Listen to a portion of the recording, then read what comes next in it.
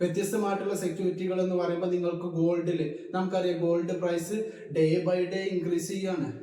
നിങ്ങൾക്ക് അതിലൊരു നല്ല റിട്ടേൺ നിങ്ങൾ ആഗ്രഹിക്കുന്നുണ്ടെങ്കിൽ നിങ്ങൾക്ക് ഡിജിറ്റൽ ഗോൾഡുകൾ പർച്ചേസ് ചെയ്യുക. ഫോൺ പേ പോലുള്ള ആപ്പുകളിൽ നിങ്ങളുടെ ബാങ്കിന്റെ ആപ്പുകൾ യൂസ് ചെയ്തിട്ട് നിങ്ങൾക്ക് ഡിജിറ്റൽ ഗോൾഡുകൾ DG ഗോൾഡ് പർച്ചേസ് ചെയ്യുക. പർച്ചേസ് ചെയ്യുന്ന സമയത്ത് നമ്മൾ വാങ്ങിക്കുന്നത് 24 ക്യാരറ്റ് ഗോൾഡാണ്. തങ്കം എന്ന് പറയും നമ്മുടെ നാട്ടിൽ കാണുന്ന ഓർണമെന്റ്സ് അല്ല. ഓർണമെന്റ്സ് 22 ക്യാരറ്റ് 18 ക്യാരറ്റാണ് വരുന്നത്.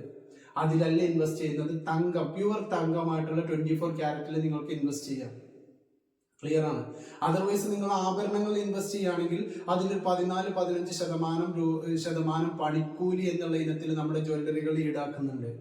അപ്പൊ നിങ്ങൾ 1 ലക്ഷം രൂപയുടെ സ്വർണം, 1 ലക്ഷം രൂപ നിങ്ങൾ ജ്വല്ലറിയിൽ ബില്ല് കൊടുത്തിട്ടുണ്ടെങ്കിൽ നിങ്ങൾക്ക് ആക്ച്വലി കിട്ടുന്ന സ്വർണം എന്ന് പറയുന്നത് 86,000 രൂപയുടെ സ്വർണ്ണമുള്ളൂ.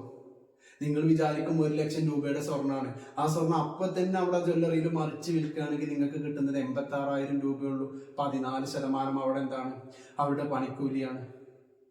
അപ്പൊ നിങ്ങൾ മനസ്സിലാക്കുക, എപ്പോഴെങ്കിലും നിങ്ങൾ 86,000 രൂപ മൂല്യമുള്ള സ്വർണത്തിന് 1 ലക്ഷം രൂപയുടെ 14% കൂടുതൽ ചേഞ്ചസ് വരുന്ന പ്രൈസിൽ ചേഞ്ച് വരുമ്പോൾ മാത്രമേ നിങ്ങളുടെ ആ സ്വർണം പ്രോഫിറ്റബിൾ ആയിട്ടുള്ള ഇൻവെസ്റ്റ്മെന്റ് ആവുള്ളൂ.